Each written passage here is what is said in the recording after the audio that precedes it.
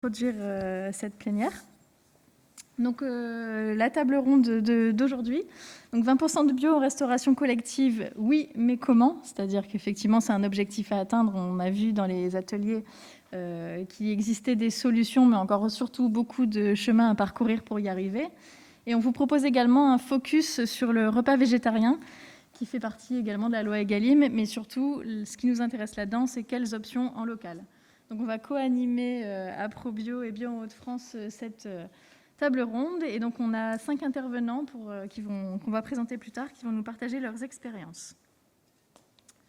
Donc une petite introduction rapide, rappel j'imagine pour certains, mais bon, on se permet quand même de remettre la diapositive synthétique.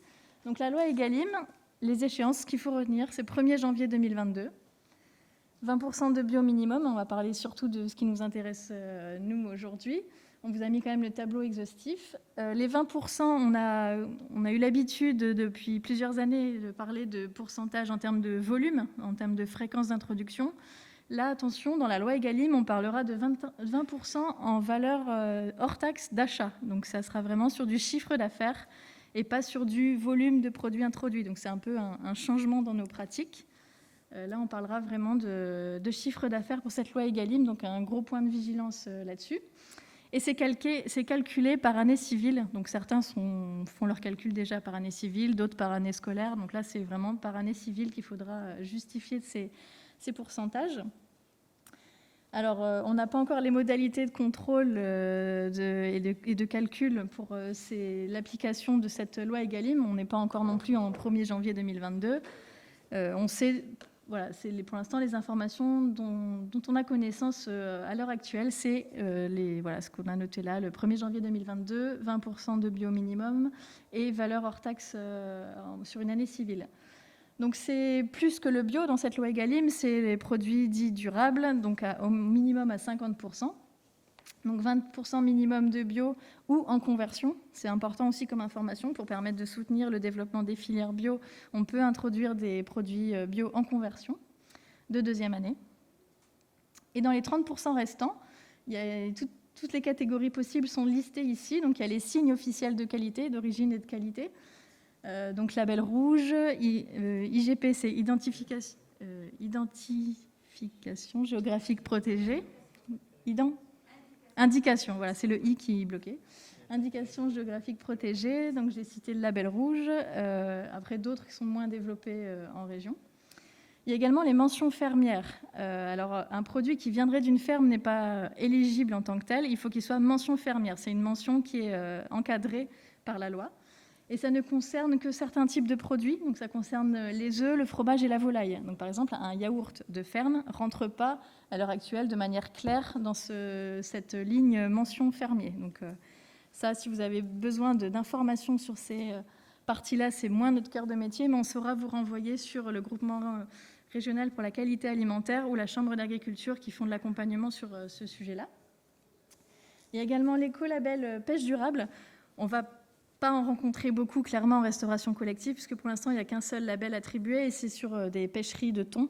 Donc, c'est pas du local, et on n'est pas encore concerné par ce label-là en région.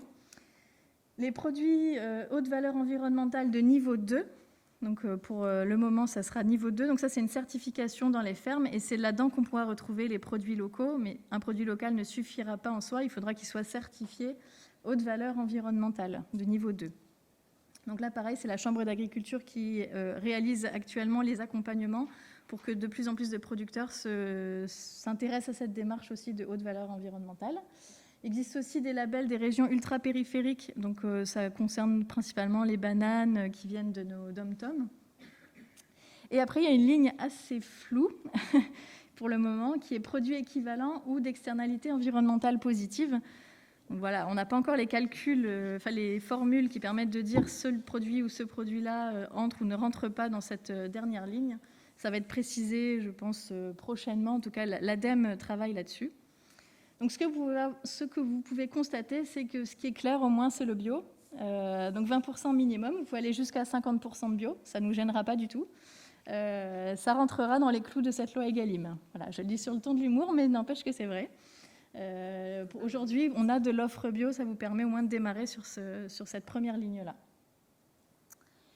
On peut passer pour la partie. Ah oui, du coup, je n'ai pas présenté Aprobio, effectivement.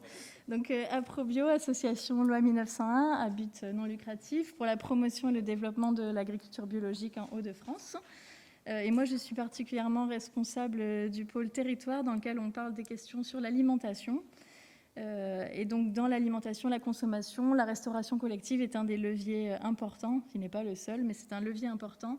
Et c'est dans ce cadre-là qu'on organise Coopérabio chaque année pour faire évoluer tout le monde. Autant aujourd'hui, vous avez vu qu'on a invité aussi bien des acheteurs que des fournisseurs, que de la société civile, que des décideurs, donc des élus, chefs d'établissement, pour permettre de collectivement travailler cette question de la restauration collective et introduire du produit bio dans les cantines pour qu'à terme, ça puisse aussi faire un changement de consommation au niveau des foyers et de la région Hauts-de-France de manière plus globale. Moi, je vais prendre la suite. Je vais déjà me présenter. Je suis Sophie Rose-Black et je travaille donc à Bio en Hauts-de-France, qui est une association de développement de la production bio sur la région. Je suis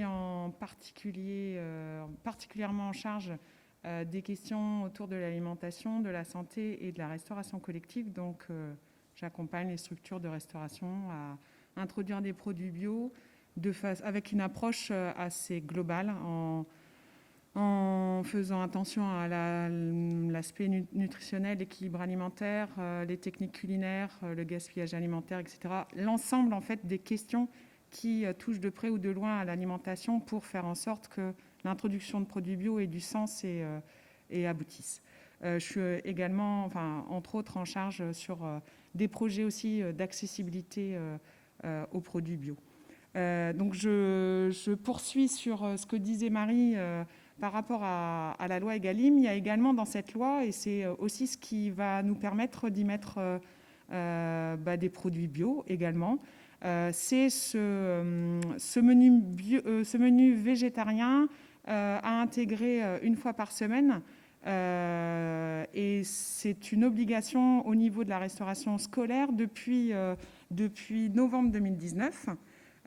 Où les gestionnaires de tous les restaurants collectifs scolaires sont tenus de proposer ce menu végétarien. L'idée est évidemment qu'il s'insère dans un plan alimentaire relatif aux exigences de la qualité nutritionnelle, évidemment. Qu'est-ce qu'on entend par un menu végétarien ? C'est un menu sans viande, sans poisson, mais avec possibilité d'y mettre des œufs, des produits laitiers également. L'objectif en fait de ce menu végétarien, c'est bien de diversifier en fait l'apport de protéines. On n'est pas dans le 100% végé, on va intégrer plus de protéines végétales, on va manger moins de viande sur cette semaine en restauration scolaire, et on va aussi éduquer les palais sur d'autres types de propositions culinaires. Alors, je disais en intro, en fait, que l'objectif pour nous, c'est d'y mettre aussi plus de produits bio. C'est là où on va pouvoir faire augmenter ce pourcentage dont parlait Marie pour répondre à la loi. Et c'est là où on peut y placer les associations céréales légumineuses qui correspondent aussi à la diversification de production à mener sur le territoire pour... c'est aussi une technique pour intégrer de la légumineuse et développer l'agriculture biologique sur les différents territoires. Nous, quand on parle de menu végé, on ne parle pas de steak végétal ou boulette végétale, etc. L'objectif, ce n'est pas d'y mettre des produits agro-industriels ou même en bio, on va retomber sur des produits... tout fabriqué avec une prédominance de gras, sucre et sel. Alors peut-être qu'on n'y trouvera pas les additifs et les colorants en bio, mais ça sera tout de même des produits chers en fait. Donc on ne remplit pas cet objectif de mettre plus de produits bio et du coup de faire des économies aussi sur ce menu végé à réintroduire dans l'achat de produits de qualité. Bon, je m'arrête là. On laisse la parole à nos intervenants, du coup. Ouais. On va dérouler la table ronde. Alors, l'objectif de la table ronde, c'est aussi, on va commencer par Vincent Perrin, avec une expérience d'un territoire, de comment on passe de la protection de la ressource en eau à la restauration collective. Ensuite, on donnera la parole à Christophe Demeyer. Ils vont se présenter, je ne les présente pas là, sur une expérience autour d'une cuisine centrale et de la démarche d'introduction de produits bio et des menus végés. Ensuite, l'approche d'un département et de ses collèges avec Thomas Hutin, département de la Somme. Qu'est-ce qui est mis en place au sujet du local et du bio. Ensuite, Valérie Véfour, qu'est-ce qui est mis en place aussi au niveau des menus végétariens dans le département du Pas-de-Calais. Et enfin, l'approche autour de l'approvisionnement, avec Ludovic Pradel, l'approvisionnement en produits bio locaux à destination de la restauration collective, alors plutôt côté sud du département, la Picardie. Voilà, donc à Vincent, la parole. Je pense que ça marche, oui. Bonjour, je m'appelle Vincent Perrin, je suis animateur protection captage d'eau potable pour l'agglomération de la région de Compiègne.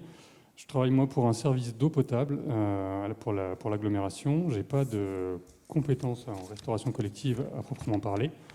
Par contre, mes missions m'amènent à développer l'agriculture biologique sur le territoire en termes de SAU et d'exploitation qui se convertissent à la bio. Donc, quand je suis arrivé en 2017, il devait y en avoir une. Aujourd'hui, il y en a 6. C'est pas de mon fait, c'est aussi la conjoncture qui fait ça. Après, on a 240 exploitants agricoles quand même sur les bassins d'alimentation de captage, donc on n'a pas beaucoup d'agriculteurs en bio sur cette superficie-là. Par contre, du coup, moi, je ne peux pas aller taper à la porte des agriculteurs en leur disant bonjour, pour protéger l'eau, on me demande que vous convertissiez à la bio, donc ce serait trop facile. Et puis nous, collectivité, quel rôle on a à jouer là-dedans c'était d'offrir un débouché via les cantines scolaires, via la restauration collective. Et donc on a, avec l'appui de Bio de France, en tout cas, déjà fait un premier diagnostic de comment fonctionnaient nos cantines sur la collectivité. On a 22 communes. Il y en a 2 qui n'ont pas de restauration et les autres travaillent toutes avec des prestataires qui sont 5 à se partager les marchés, qui sont tous situés hors de notre territoire. Et donc, la première idée avec Sophie, c'était déjà de travailler sur peut-être les cahiers des charges, aller voir quelques communes qui devaient renouveler leur marché public et dans un premier temps, savoir si elles étaient prêtes à avoir un accompagnement de notre part et de la part de Bio de France pour être exigeants sur la qualité des produits, sur la provenance, sur un pourcentage de produits bio aussi qu'on peut mettre dans les cahiers des charges. Aussi avoir une évolution sur le long terme, il faut aussi que les élus soient convaincus de ce travail-là. Et puis ça permet aussi d'un affichage politique pour ensuite aller voir les agriculteurs en leur disant que nous, sur notre territoire, on est intéressé à développer aussi la bio et qu'on offre un débouché sur ce territoire. Donc après, ça amène plein de réflexions. Je ne sais pas si j'ai beaucoup de temps pour en parler. Un peu quand même. Ouais. Après, on a des temps de questions-réponses aussi pour que ça soit interactif. Oui, donc il y avait le premier diagnostic que j'avais fait sur au moins les renouvellements de cahiers des charges. Après, on a fait aussi une étude sensible avec Bio de France. Ça permettait de savoir comment les agriculteurs se positionnent par rapport à la bio, par rapport à leur métier, par rapport à l'environnement. De ce travail-là, en fait, on a aussi fait émerger un plan d'action sur le développement de la bio. Donc c'était aussi continuer à travailler sur la restauration collective. On a, dans un premier temps, accompagné 4 communes sur l'agglo, sur les 22 pour justement travailler sur le cahier des charges et amener des actions pour développer la bio. Enfin, 4 communes sur l'agglo plus une hors agglo. En fait, il y a eu un groupement de commandes de ces 5 communes. L'objectif, c'est d'étendre ce travail avec d'autres communes. Donc, on a été contacté en plus par une 5e sur l'agglo. Là, le cahier des charges pour la ville de Compiègne, Bio de France nous a accompagnés aussi sur la rédaction du marché. Le cahier des charges doit sortir aujourd'hui. Du coup, voilà, le marché public doit être publié aujourd'hui pour l'année prochaine. Donc, ils ont mis dedans 20% de bio aussi. en ne se fermant pas la porte à en mettre plus à l'avenir. Je pense qu'il y a vraiment une prise de conscience de nos élus sur ces questions-là. Après, ce sera à nous d'aller sur le terrain pour développer la SAU bio, du coup. Et après, il y a un gros accompagnement aussi. On ne sait pas juste mettre un affichage de pourcentage de produits bio, c'est accompagner les communes là-dedans, c'est aller dans les restaurants scolaires, voir comment ça se passe, rencontrer les prestataires pour savoir comment eux fonctionnent aussi, où ils s'approvisionnent. Il faut aussi contrôler d'où viennent les produits, est-ce qu'ils remplissent bien les exigences du cahier des charges, ce qu'on leur a demandé sur l'approvisionnement. C'est aussi accompagner les agents de cantine sur du gaspillage alimentaire, comment se passe un temps de repas aussi. Il y a eu des formations qui ont été proposées avec des Hauts-de-France à des agents de cantine sur comment on sert les enfants, comment on appréhende les produits bio. Des pesées de gaspillage, on a aussi un service déchets qui nous accompagne là-dessus. On fait des pesées aussi pour estimer le gaspillage alimentaire dans ces 4 communes sites, enfin 4 communes pilotes, on va dire. Et puis avancer au fur et à mesure du temps, voire faire un état zéro, voire après 6 mois plus tard, en fonction du prestataire, les dialogues avec le prestataire, qu'est-ce qu'on peut mettre en place aussi dans la restauration collective pour diminuer ce gaspillage-là. L'objectif, c'est aussi ce que je communique aux élus, ou ce qu'on peut communiquer, on ne va pas acheter des produits bio plus chers, parce que c'est la peur des élus, c'est aussi d'augmenter le prix de la cantine. C'est aussi peut-être la peur des parents, de payer une cantine plus chère pour les enfants, même si ça questionne aussi sur la provenance des produits. Mais l'objectif, c'est pas d'acheter ces produits-là pour les jeter à la poubelle. Donc on travaille aussi sur le gaspillage alimentaire. Là, on a refait alors ça fait du coup longtemps qu'on n'a pas fait de pesée, puisqu'il y a eu le Covid, mais on avait sur les 4 communes en moyenne diminué de 10% le gaspillage alimentaire, sachant qu'on travaille avec des prestataires, donc on va aussi à un moment arriver à une valeur seule. Enfin, on ne pourra pas dépasser cette diminution du gaspillage. On a des contraintes qui sont dues au fait de travailler en prestation. Ça nous emmène aussi à une réflexion sur peut-être à moyen, long terme, de reprendre une régie, de construire une cuisine centrale. Il ne faut pas fermer la porte à ça. Et puis aussi, c'est créer de l'emploi. En fait, tous nos prestataires, là, les 5 prestataires qui sont sur le territoire, ils travaillent tous, ils sont tous de l'extérieur du territoire. Alors, je ne dis pas qu'on est là pour fermer des boîtes privées qui nous livrent des repas, mais en tout cas, on a eu une stagiaire là, pendant 6 mois qui était aussi accompagnée par Bio de France, qui a fait un diagnostic de toutes les cantines, de tout le fonctionnement des cantines sur l'agglo, voire même à une plus grande échelle sur le pays compiègnois, l'association du pays compiègnois. On a fait ce travail-là sur la restauration hors domicile, sur quelques entreprises, très grosses entreprises, sur les EHPAD, mais juste sur la partie, en tout cas scolaire, on a à peu près 5000 repas jour, 160 jours d'école dans l'année. Pour un prix moyen de repas qu'on achète à 2,35 €, on a, j'ai fait un calcul rapide, ça fait 1,7 million d'euros par an qui sortent du territoire, qu'on ne revoit jamais en fait. Parce que les prestataires sont situés les plus proches à 50 km. Ils travaillent très peu avec des producteurs de notre territoire et du coup, en fait, cet argent-là ne revient jamais chez nous, quoi. Donc, en fait, il y a cette démarche d'économie circulaire aussi. On donne de l'argent qui part ailleurs. Je pense que pour des élus, c'est important, la création de richesse, l'économie circulaire, il faut communiquer là-dessus, la création d'emplois. Je pense que le bio aussi est créateur d'emplois. Les agriculteurs qui sont sur place, on ne les délocalisera pas. Donc il y a tout ce système-là qu'il faut prendre en compte aussi, toute cette échelle. Merci. Ouais. On prendra les questions plutôt à la fin.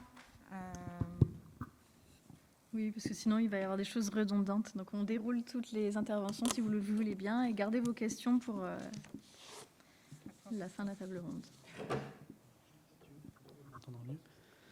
Bonjour, Christophe Demeyer. Je suis responsable qualité pour la restauration collective de la ville d'Amiens. La restauration collective à la ville d'Amiens, c'est un restaurant municipal de 400 couverts, 14 crèches cuisinantes sur place et une cuisine centrale qui alimente 56 restaurants scolaires sur la ville.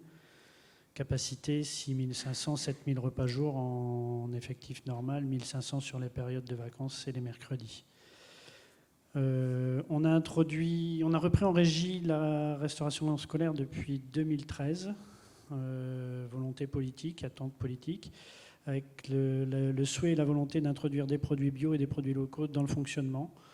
Un souhait qui a pris plus d'ampleur depuis 2 ans, vu qu'on a introduit une légumerie au sein de l'établissement, parce qu'on avait un espace qui était inoccupé dans l'espace de la cuisine centrale, qui permet effectivement à l'heure d'aujourd'hui de réintroduire en plus des produits bio et des produits locaux dans les plats préparés, c'est-à-dire dans les garnitures de viande ou de choses comme ça, alors qu'avant c'était uniquement dans les entrées.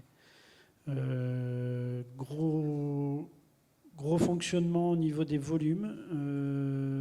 On a bien travaillé avec Bio en Hauts-de-France en amont de la reprise en régie, avec la Chambre d'agriculture également, sur les volumes dont on estimait avoir besoin et sur les volumes réellement à disposition sur le secteur. Pas toujours évident à mettre en relation. On va travailler des fois avec 2 ou 3 fournisseurs différents locaux, ou voire extra-locaux, pour avoir le volume qu'on a besoin.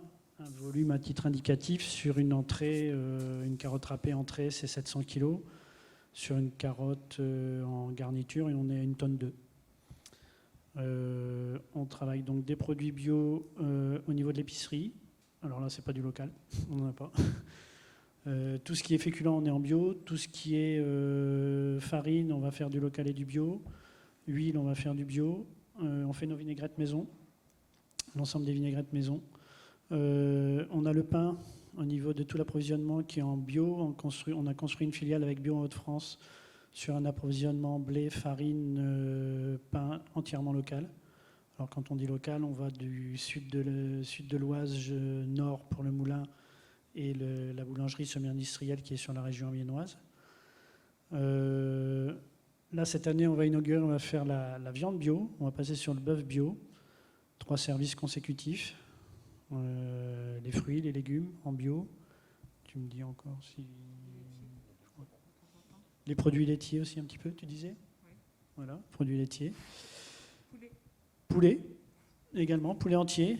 Tout ça, ça ne s'est pas fait comme ça en claquant des doigts et en décidant qu'on allait le faire ou que c'était moi qui le ferais. C'est passé en concertation avec l'ensemble des équipes, avec l'ensemble des cuisiniers. On prend l'exemple des poulets, on passe pas d'un poulet cuisse 1000 pattes pour 7000 repas à des poulets entiers du jour au lendemain. On a fait un test sur 10, on a fait un test sur 50. Après, aujourd'hui, quand on fait un service de poulet, on fait 160 poulets entiers qu'on va couper en 10 et qu'on va livrer sur les établissements. Donc on fait ça que sur les mercredis parce que c'est là où on a le moins de volume. On n'a pas à ce jour sur la région le fonctionnel et nous en interne pour travailler 7000 parts de poulet entiers sur le fonctionnement, ce serait très compliqué. Mais on essaye de faire un maximum de produits maison, tout ce qui est quiche, tout ce qui est gâteau, toutes ces choses-là. On est passé sur du maison alors qu'avant on était beaucoup sur de l'agro. Toute la viande est fraîche, enfin voilà, des choses comme ça, multiples et variées, et essentiellement en local et en bio. Menu VG. Menu VG, on avait les menus VG standards, on va dire, avant le passage de la loi. Ça faisait déjà plus d'1 an qu'on faisait, mais on faisait du menu VG, on va dire, composé d'œufs, composé d'omelettes. De temps en temps, des quiches aux légumes maison, des choses comme ça. Aujourd'hui, on a travaillé en formation avec les cuisiniers et avec Bio en Hauts-de-France sur l'introduction des légumineuses. Ça se met en route tout doucement. On a fait des essais avant d'avoir la formation, où on s'est, on va dire, carrément pris des grosses claques, parce que pas prêt, parce que pas communiqué, parce que pas compris, parce qu'on a une culture à l'heure d'aujourd'hui, on va dire, dans la culture culinaire française qui veut que on a le plat, et le plat, c'est de la viande. Et après, on a la garniture, et on dit toujours, garniture, ce qu'on disait tout à l'heure avec Xavier Verquin, la garniture, c'est l'accompagnement. On n'a pas une culture où on va mettre en avant, je vais dire une bêtise, mais un risotto aux fèves. Voilà, ça va être compliqué. Les parents ou les enfants, ou même les adultes qui encadrent les enfants vont nous dire, mais elle est où la viande ? On n'a pas une culture. On a fait des tests sur des gâteaux à base de pois chiches, des gâteaux desserts à base de pois chiches. Si on dit ce jour-là, on enlève la viande, on va nous dire il manque quelque chose. Mais ils vont manger le gâteau, ils vont adorer le gâteau. Mais l'apport protéinique, il est dans le gâteau, et il n'est pas dans la viande, vu qu'il n'y en a pas. Donc voilà, on se heurte aussi à ce genre de situation. Des gros gadins qu'on s'est pris, c'est un risotto aux fèves. On a fait un risotto aux fèves une fois. Nous, on était prêts sur la production, on a fait la production. Mais en face, ce n'était pas prévu du tout. Ça a été mal communiqué, pas apprécié du tout. Et là, c'est un produit qui, je pense, est très savoureux, très bon. Mais comme on n'a pas préparé le consommateur en face à la chose, on a nourri les poubelles. Donc c'est ce genre de situations qui sont un peu embêtantes. Mais avec le recul sur les quelques plats qu'on a fait aujourd'hui, on constate effectivement qu'on a un effet rassasiant plus important avec les légumineuses. Donc ce qu'on va mettre en moins, entre guillemets, dans le plat, on va pouvoir le gérer sur un apport différent sur d'autres plats. Et on travaille également sur le gaspillage alimentaire. On a une grosse campagne sur 3 ans. On attaque la 4e année maintenant avec les maternelles sur tout ce qui est tri des déchets, accompagnement avec une entité qui est un organisme extérieur qui nous accompagne là-dessus, sur des campagnes de pesée, sur des sensibilisations au niveau des enfants. Pourquoi je dois manger la totalité de mon plat, petite faim, grande faim et des choses comme ça. Et tout ça, ça nous permet de réintroduire, de gagner un petit peu d'argent et de réintroduire ça dans la qualité des produits, dans des produits différents, dans des produits qu'on ne faisait pas habituellement, et notamment, par exemple, dans la viande bio, parce qu'on a un surcoût et on va le juguler avec ça. Merci.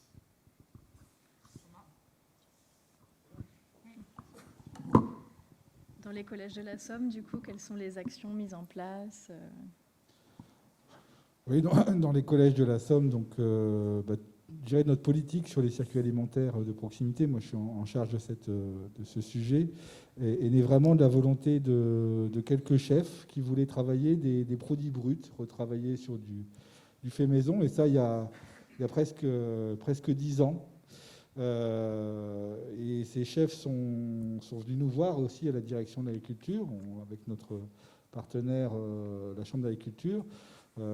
Chercher des produits. Je vais enlever le masque. Chercher donc des producteurs pour travailler en local ces produits.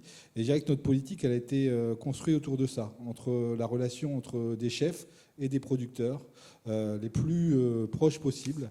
On parlait tout à l'heure d'économie locale. Nous, c'est, je dirais, le cœur de notre projet, c'est comment on aide les agriculteurs à garder une valeur ajoutée au sein de leur exploitation, limiter le nombre d'intermédiaires, donc notion de circuit court au sens du ministère de l'Agriculture, mais aussi être en proximité parce qu'on limite du coup les problèmes de logistique et on crée et on garde ce lien entre les producteurs et les chefs et le lien il est quasiment quotidien maintenant.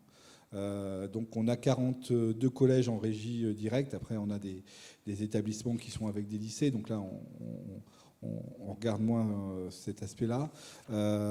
Et on a donc un animateur, Didier, qui est là, Didier Lefebvre, qui fait le tour des collèges et qui les accompagne au jour le jour dans leur démarche. Donc qui a été beaucoup basé au départ sur les produits locaux, et ça a demandé déjà un investissement important, un investissement humain, un investissement en termes de formation, en termes de matériel pour rééquiper, parce qu'on avait déjà du matériel mais qui était vieillissant, du matériel de transformation, des petites légumeries au sein des collèges. Et progressivement, comme ça, tous les collèges s'y sont mis sur l'ensemble du département. On a créé avec la Chambre des outils aussi de mise en relation, des outils de commande. C'était Somme Produits Locaux, qui est maintenant devenu régional sous le nom d'Apro Local. Je dirais, on a comme ça une bonne base qui va nous permettre maintenant de passer l'étape supérieure, qui est maintenant d'introduire des produits bio. Et on voit, on a un collège à Péronne, en fait on le découvre aussi en allant, qui privilégie les produits bio et locaux, au sens locaux, au sens où nous on l'entend au niveau départemental, c'est-à-dire que c'est pas à l'échelle de la région, c'est à l'échelle d'un cercle autour de chaque établissement. Parce que chaque établissement, chaque producteur a un rayon d'action. Il ne faut pas se leurrer. Un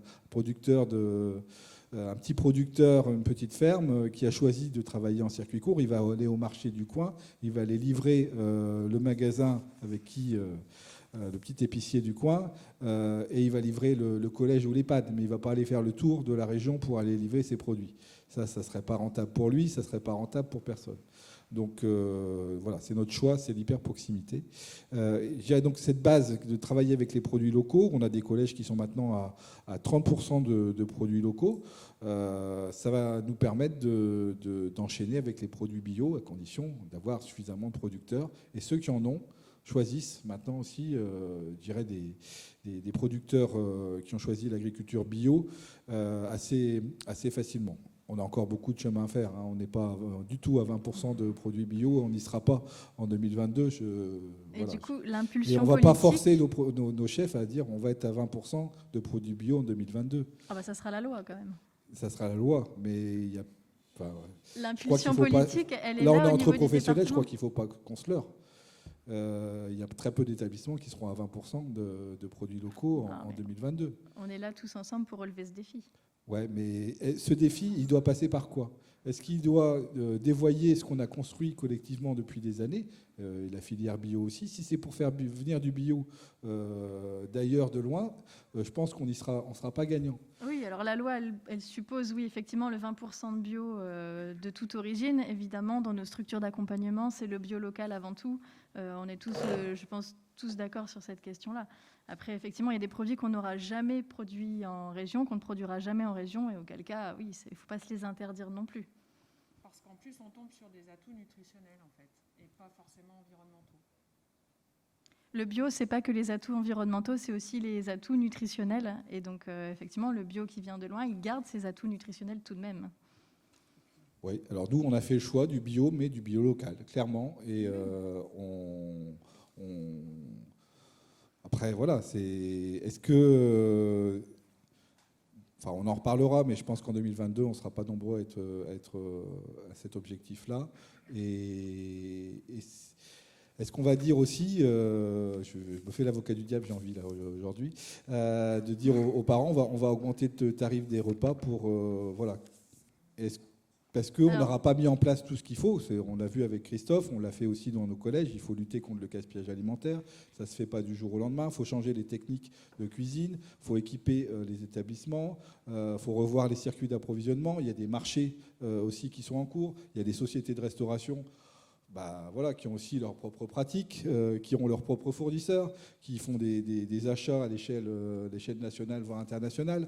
Enfin, voilà. Donc il y a aussi derrière à garder du sens dans ces objectifs de la loi, qui ne sont pas forcément non plus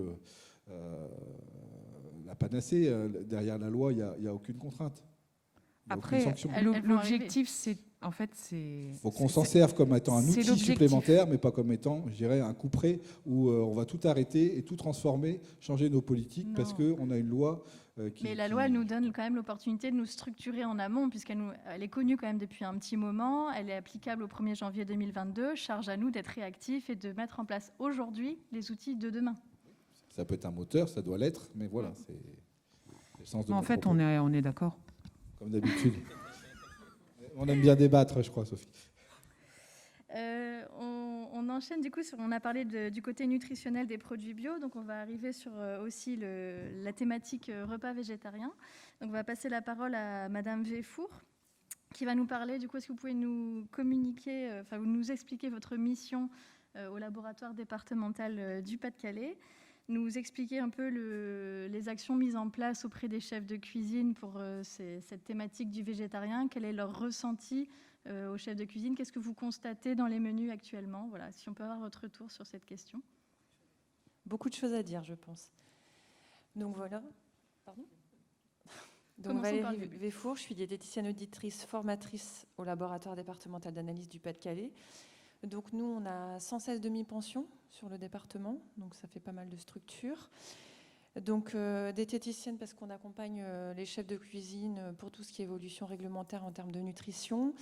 On vérifie leur menu sur 20 jours consécutifs et on les aide dans les recommandations GEMRCN et tout ce qui a été dit par rapport à l'arrêté du 30 septembre 2011 et puis notamment avec la loi Egalim qui est en vigueur.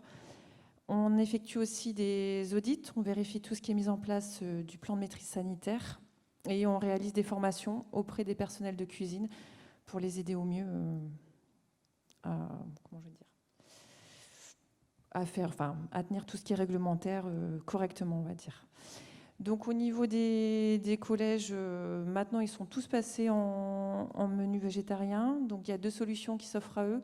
Soit ils fonctionnent sur 4 jours et ils sont tenus de proposer 5 menus végétariens, donc sur 20 jours consécutifs.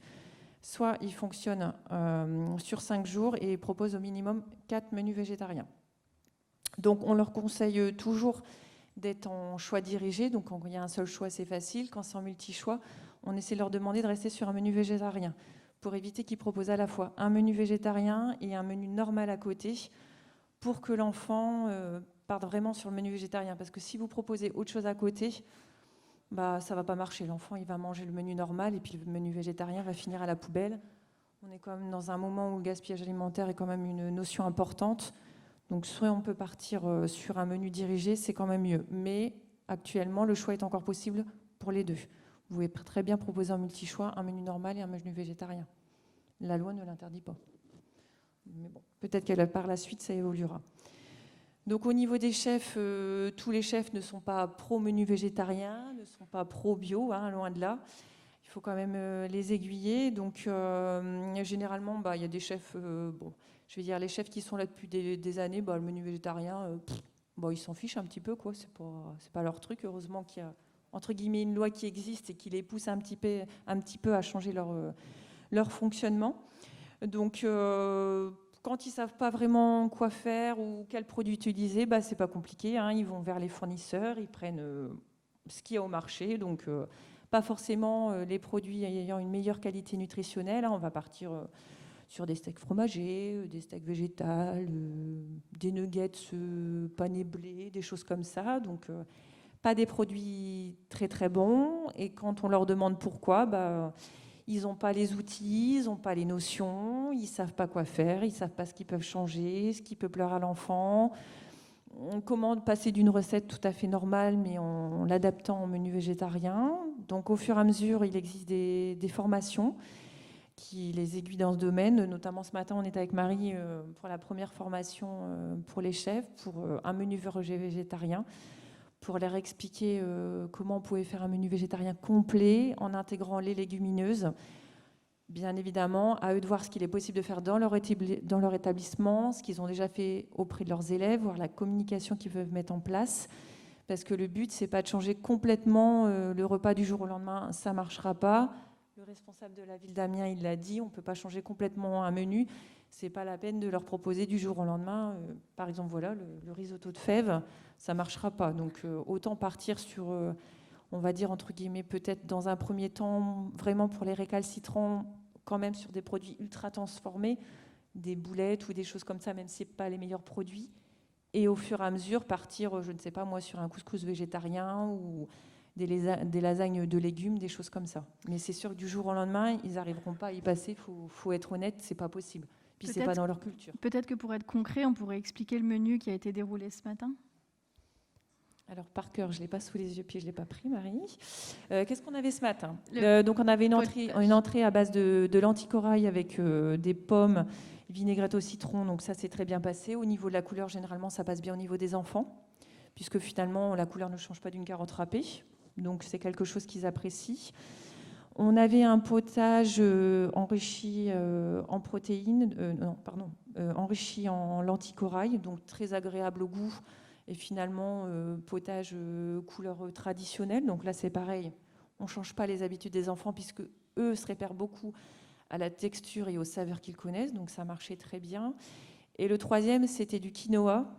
Donc là, on est parti sur quelque chose d'un petit peu différent. Et les chefs, justement, ont un peu tiqué là-dessus parce que c'est pas que c'était un peu fade, si je peux le dire comme ça, mais pas dans les goûts alimentaires des enfants. Donc ils pensaient que ça passerait le moins. Donc ça serait éventuellement quelque chose à retravailler par la suite. Au niveau des plats, donc on a goûté une lasagne à base de choux et pois cassés. C'est particulier. Ça marcherait pas, les chefs l'ont dit d'eux-mêmes, ça marcherait pas pour l'enfant. Le goût était vraiment particulier, le pois cassé était un peu dur.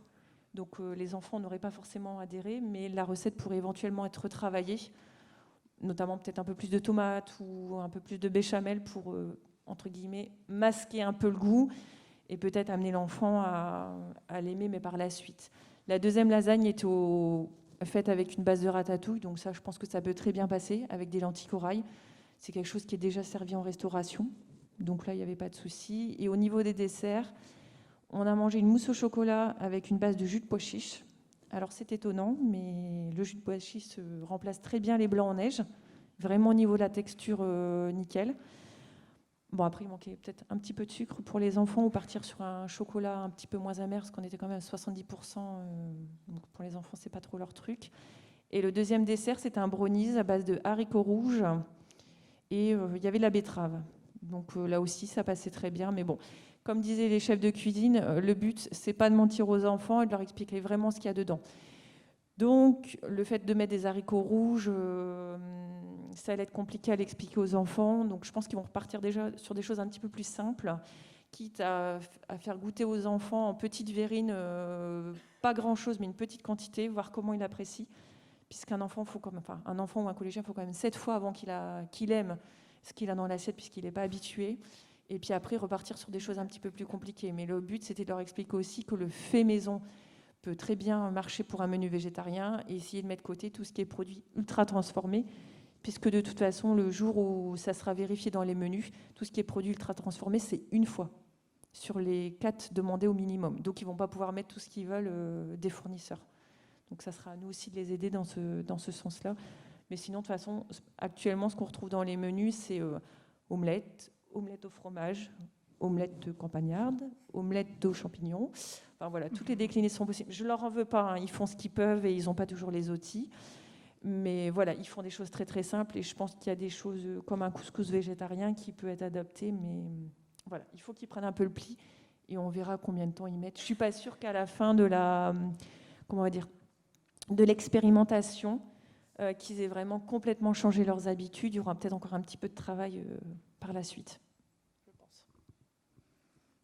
Donc là, ils ont des nouvelles techniques, des nouvelles idées à développer. Ils adapteront leurs recettes, évidemment, mais surtout, le message, c'était que les légumineuses, elles peuvent être locales. Au-delà d'être bio pour leur aspect nutritionnel, elles sont aussi en partie produites en région, ce qui fait la transition avec notre prochain intervenant, qui va nous parler de l'offre bio en région, avec un petit focus, si possible, sur les légumineuses. On va essayer, ça sera rapide. Donc bonjour, je suis Ludovic Pradel, je m'occupe donc de la SIC Bio d'ici d'abord. Donc Bio d'ici d'abord, c'est une coopérative en fait qui regroupe une quarantaine de producteurs de la Picardie, mais pas seulement les producteurs. En tant que SIC, on a voulu associer l'ensemble des acteurs à la démarche. Donc on a aussi des distributeurs qui sont dans la structure, des associations et aussi des élus. On a le Conseil général de l'Aisne qui est historiquement partenaire de notre structure. L'idée, c'était vraiment de créer un guichet unique des produits bio de Picardie pour les consommateurs professionnels de Picardie. On travaille principalement 2 types de clients, le distributeur spécialisé, type magasin spécialisé comme Biocoop, Viclair ou indépendant, et la restauration collective. Sur la restauration collective, historiquement, on était aux prémices du Grenelle de l'environnement. Donc on a beaucoup travaillé avec les lycées sur le début de l'histoire de la structure, il y a à peu près 9 ans. Ensuite, la demande au niveau restauration collective s'est un peu plus déportée au niveau des villes et des communautés d'agglomération. Une échelle où c'est un peu plus facile pour chaque citoyen d'interpeller son élu pour parler de l'alimentation de ses enfants, notamment. Et c'est vrai que les villes ont, à cette époque, en 2013 à peu près, on a vu beaucoup plus de villes s'intéresser aux questions d'introduction de produits bio et produits bio locaux.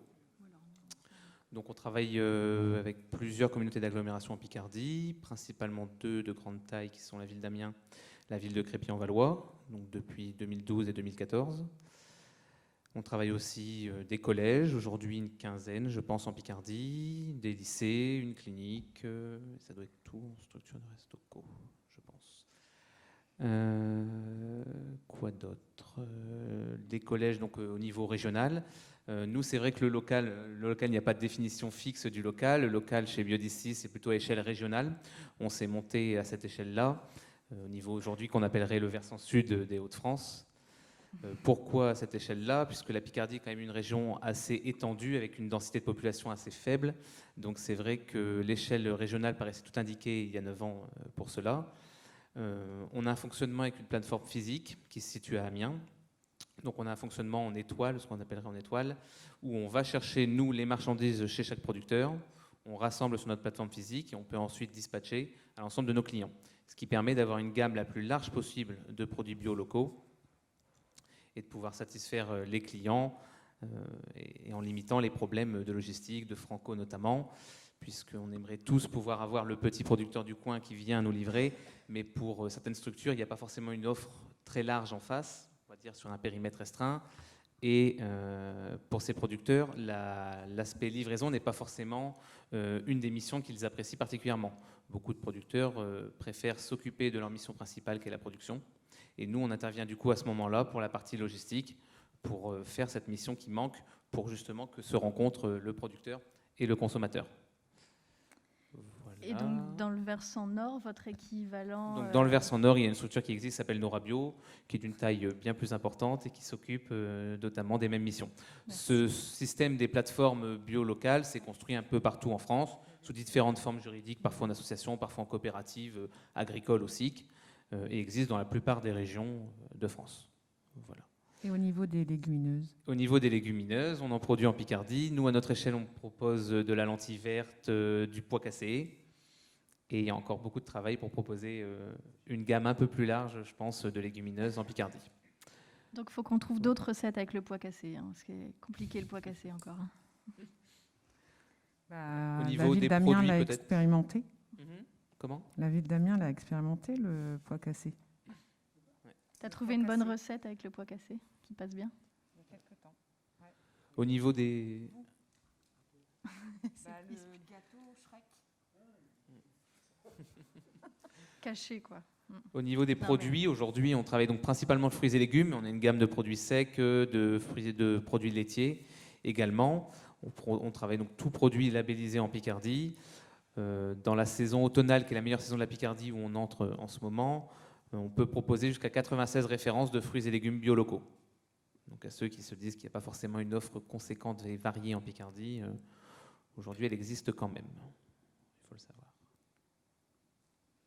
Merci, c'est bien de le rappeler. Du bio, il y en a. On a un petit moment là pour prendre des questions dans la salle. On va passer avec un micro si vous voulez poser des questions à nos intervenants.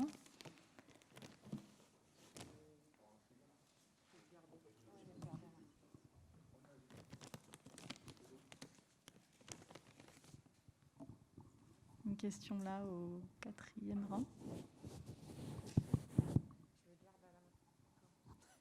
Oui, moi j'aurais voulu savoir s'il y avait des produits bio qui étaient plus difficiles à trouver que d'autres. Je pense que vous avez beaucoup parlé de fruits et légumes, mais du coup peut-être notamment les viandes. Et est-ce qu'il y en a qui sont plus compliqués à mettre en place dans les restaurations collectives parce que encore trop cher?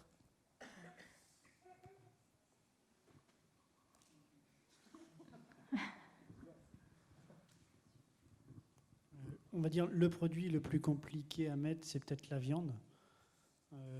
C'est celui qui va représenter le plus gros budget, mais on va le lisser sur une période donnée, sur un mois donné ou sur une année donnée.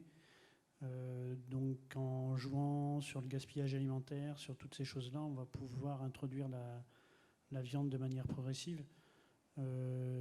Après, l'écart de prix, il n'est pas non plus... on a quoi? On a dit un petit 10% de plus par rapport à une viande locale équivalente, à notre niveau. Hein. On fait de la bête à l'équilibre sur du local, on va être aux alentours des 11 euros, 12 euros. On va travailler de la bête bio locale, on va être aux alentours des 13, 14 euros. Très bonne qualité. Tu fais un comparatif avec deux. Voilà. Ouais. Après, si je prends de la bière, on travaille en temps normal de la race à viande bœuf, on n'a rien à voir. Là, on est sur un prix complètement différent. Hein. On est sur un prix aux alentours des 7-8 euros. Mais il faut comparer ce qui est comparable. Ça 7-8 euros, c'est le prix en général que les collectivités achètent. Après, on peut partir aussi sur du BBC, où là, on va être dans les 9 euros, et après, on part sur de la bête à l'équilibre, qu'elle soit bio ou pas, et là, on est sur des 13 euros. Et 13 euros, ça devient très cher sur un repas. Sur un type de repas. Oui. Parce que si on ne fait pas que le bœuf. Donc si tu fais tous les produits de qualité, à un moment donné, comment on peut faire? Comment on peut faire? On va lisser Et si tu veux intervenir, vas-y, tu me coupes, il n'y a pas de problème. On va lisser sur la journée, on va aller apporter, enfin diminuer un petit peu la quantité éventuellement, suivant les convives qu'on va avoir en face. Et on va lisser ce que je disais sur une semaine donnée, travailler un petit peu moins de produits, introduire peut-être des légumineuses à côté sur le menu végétarien, de manière à permettre l'introduction de cette viande sur le menu de la semaine. C'était l'objectif de la loi Egalim aussi, Voilà. cette introduction des protéines Tout à fait. végétales, c'était pour diversifier les protéines, mais aussi de réduire les protéines animales de basse qualité en introduisant des protéines végétales de meilleure qualité pour pouvoir introduire à nouveau des protéines animales de meilleure qualité et donc bio. Voilà. En fait, bon, par rapport à ce que je fais moi ici à l'Isle-et-Lannoy, c'est pour ça qu'en fait les omelettes, les œufs, etc., même les plats de fromage, on va dire, tout ce qui est tarte au fromage, ne sont pas considérés chez nous comme un plat végé. Les plats végés sont des vrais plats végés, presque végétaliens à la limite, hein, puisqu'on essaie de développer des recettes autour de tout ça, en évitant justement de mettre des œufs ou de mettre du fromage dedans. Et du coup, on lisse bien plus facilement en fait nos prix. Et ça nous permet de faire en fait en totalité des produits labellisés en viande sur le côté. Enfin, le poulet chez nous, c'est du label rouge, c'est la Lique, hein, toute l'année. Le lapin, c'est du lapin d'Artois. Enfin voilà. C'est vrai que le coût est important, mais on peut essayer de lisser. C'est pas pour autant qu'il faut dénigrer le fait que le bio est plus cher. Et ça, je le dis depuis des années, même si on me dit toujours « mais non, il y a toujours moyen de faire ». C'est pas vrai, parce que quand on achète une Mercedes, elle fait son prix, et la 2 chevaux, elle fait son prix. Mais les deux, on les mange, enfin, les deux, on roule avec. Donc c'est pareil. Donc c'est une volonté aussi. Hein. La bio, il faut arriver aussi à argumenter les choses envers nos politiques, parce que nos politiques aujourd'hui sont plus sensibilisés sur le local et les produits bruts. Un peu moins sur le bio maintenant. Vous êtes à combien de bio là aujourd'hui à l'Isle-et-Lannoy ? 28%. Donc loi Egalim, c'est bon, Et c'est acté. bio plus local, on est à 56% à peu près. On n'est pas très loin d'avoir les 3 étoiles. Ici, je mange local. Et bientôt Et le label l'objectif TB. de mon élu qui vient d'arriver, et me l'a dit il n'y a pas très longtemps, 75%. Donc j'ai feu vert en fait, hein, carte blanche. Je ne l'ai pas précisé. Nous, Pas pour les prix, hein, pas pour les prix. On a 23% de bio, 14% de local. Et un coût matière qui est identique, voire inférieur par moment à ce qui était fait en DSP, en délégation de service public. Et ce qui est très très bien pour une grande ville comme Amiens, hein, je tiens à le signaler. Et du coup, vous prouvez. C'est plus difficile pour une grosse commune de trouver un producteur parce que les quantités sont extrêmes. Une tonne de carottes, voilà. On parlait tout à l'heure à deux. Moi, l'intérêt d'un produit local, par exemple, c'est que la carotte, je ne dois pas l'éplucher. Mais si elle arrive de mauvaise qualité, je suis obligé de l'éplucher. Je perds en fait sa valeur initiale au départ. Parce que son surcoût, quand je ne l'épluche pas, je gagne du temps et je gagne de l'argent puisque je n'ai pas de déchets, etc. Donc, il faut aussi que le produit bio soit de très bonne qualité. Pour compléter sur les fournisseurs, parce que la question venait à la base des fournisseurs en viande bio, on a remis quelques fournisseurs ici qui sont spécialisés restauration collective. Ils ont les reins assez solides pour approvisionner la restauration collective de manière significative en produits bio, donc répartis évidemment par filière. D'autres questions, compléments, témoignages aussi dans la salle. Je vais rebondir un peu sur les 20% et sur la date de 2022. Monsieur a raison, ça va être très difficile quand même. Moi, je forme en fait les cuisiniers des Hauts-de-France au niveau de la région. Il y en a, ils sont très bien, ils sont déjà à 20%, etc. Il y en a qui ne fonctionnent pas du tout, ils n'ont pas de bio du tout, c'est pas possible pour eux. Parce qu'en fait, il y a la double casquette éducation nationale et le responsable de cuisine qui est dans la territoriale. Et si en fait l'un ou l'autre ne sont pas en fait porteurs du projet, c'est pas possible. Donc là, il y a beaucoup de travail et la région n'a pas la solution aujourd'hui. Et je ne pense pas que l'éducation nationale est prête à lâcher cette particularité au profit de la région. Alors, on peut vous faire un petit point d'information là, qui me vient maintenant. À ProBio Bien Hauts-de-France, on a travaillé avec la région pour les groupements d'achat des lycées, des collèges. Il y a quelques communes qui commencent à s'inscrire aussi dans cette démarche de groupement d'achat.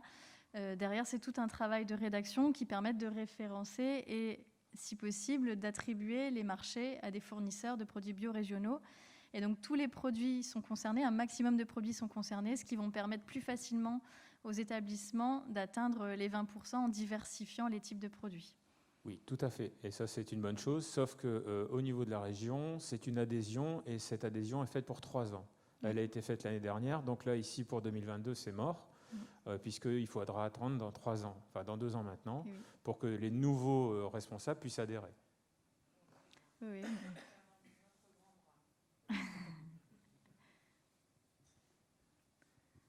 Une autre question?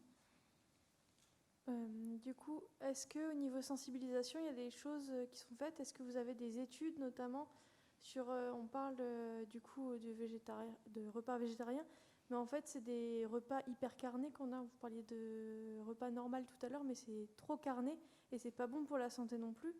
Est-ce qu'il y aurait des données aussi à fournir en fait aux parents pour montrer que ça représente un danger de manger trop de viande et qu'au contraire, c'est bon pour leur santé de diminuer en fait cette quantité de viande et de ramener du bio? Le bio, on en a parlé tout à l'heure avec les pesticides, les perturbateurs endocriniens, on a quand même de la donnée. Mais sur voilà, tout ce qui est carné, ça sera intéressant aussi. Vous voulez répondre, Madame Véfour, ou... Là, non, on ne donne pas forcément aux parents cette... Enfin, je cherche là dans ce qu'on a donné aux chefs de cuisine, mais non, on ne leur donne pas cette information. Après, on n'a pas eu de retour des chefs de cuisine par rapport aux parents d'élèves dans les collèges. Peut-être plus dans les communes, mais moi, pas au niveau des collèges actuellement. Après, il y a des études qui font le lien entre excès de consommation de viande et certaines pathologies. Oui, toutes les pathologies, mais c'est vrai que c'est pas mis en avant au niveau des collèges. On met pas ça en avant, quoi. Après, est-ce que c'est le rôle effectivement des collectivités de faire ça? Je pense que nous, le rôle de la restauration collective, c'est plutôt de trouver des solutions et des alternatives.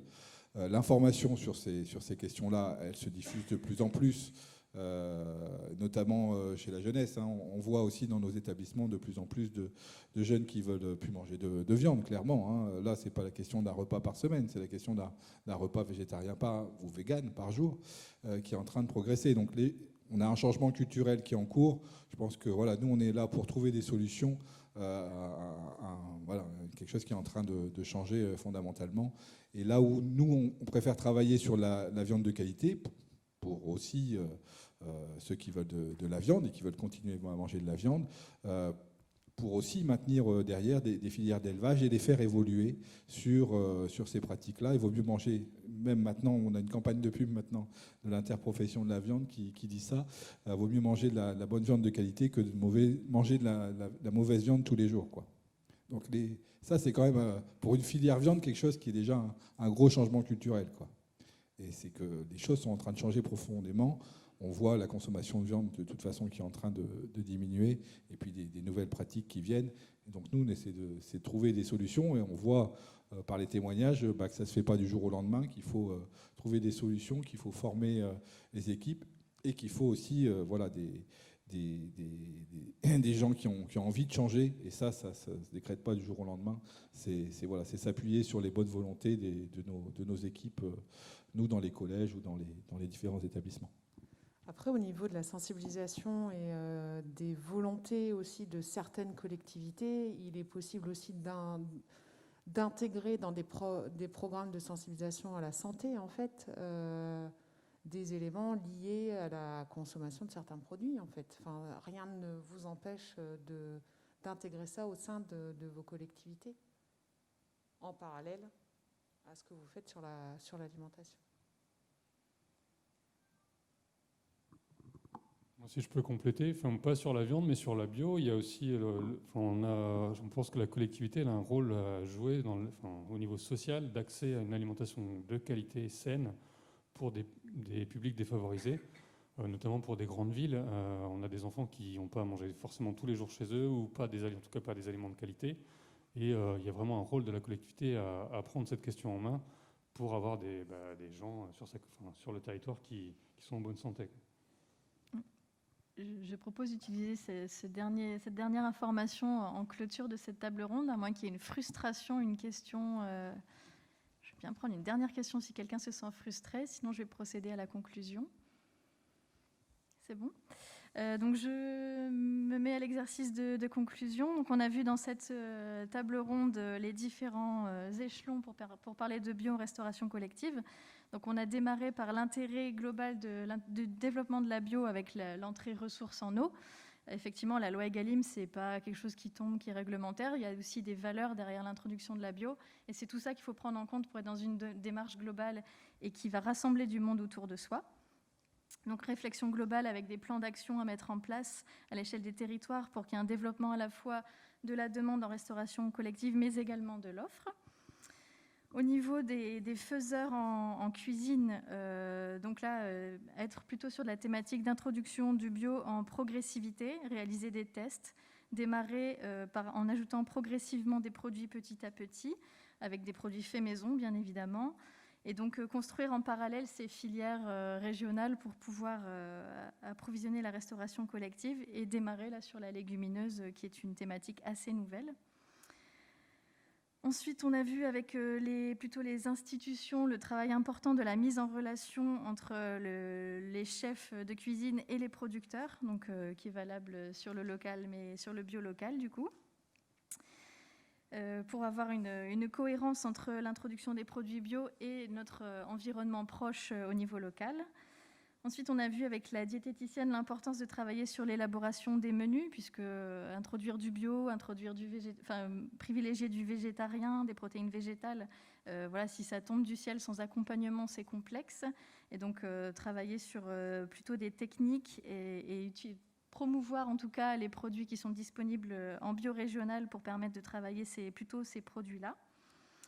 Et donc, on a fini sur la structuration et la centralisation de l'offre des produits bio, montrer que l'offre en produits bio existe, qu'il y a des opérateurs tels que les coopératives régionales qui permettent de centraliser ces produits bio et d'optimiser ainsi la logistique auprès des acheteurs. Et enfin, pour le mot de la conclusion, le rôle de chacun, on a fini sur le rôle de la collectivité, mais le rôle de chacun, on l'a vu lors de l'exposition que vous avez complétée, et je vous remercie d'avoir complété cette exposition sur les freins et les solutions que vous rencontrez au quotidien pour le développement de la bio-restauration collective. Ça va nous permettre ça contribuera en tout cas à enrichir nos réflexions pour les actions à venir et permettre collectivement d'atteindre cet objectif de 20% de bio en restauration collective dès que possible, si la loi est une échéance, mais en tout cas dès que possible, pour permettre ce développement de la bio dans l'intérêt de nos convives, de notre environnement, de la santé de tous. Ce sera le mot de la conclusion. Je vous remercie à tous pour votre présence et je vous souhaite un bon retour dans vos établissements. Merci.